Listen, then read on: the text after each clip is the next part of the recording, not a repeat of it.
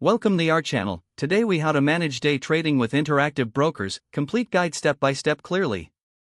To begin day trading with Interactive Brokers, first, create an account on their platform. Visit the Interactive Brokers website and select the Open an Account option. Fill in the required information and complete the registration process. After account approval, log in to your Interactive Brokers account. Next, fund your trading account using a bank transfer or other available methods. Once your account is funded, familiarize yourself with the Trader Workstation, or TWS. Download and install the TWS application on your computer or access it through the web version.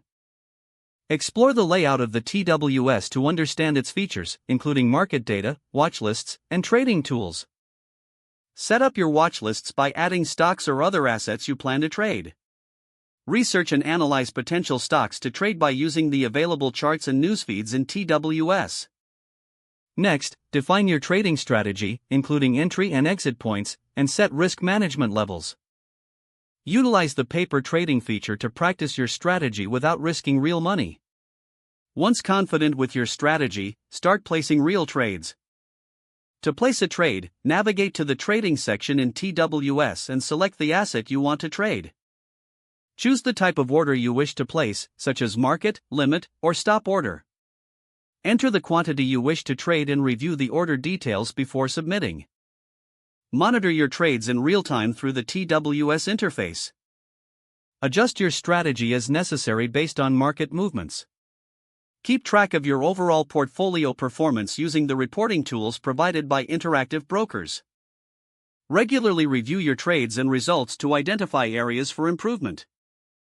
Stay informed about market trends through news updates and financial reports.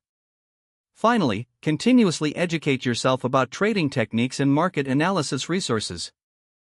If the page does not load, refresh the browser or try again in a private or incognito window. Make sure you are using the correct email address, then retype it carefully to avoid small typos.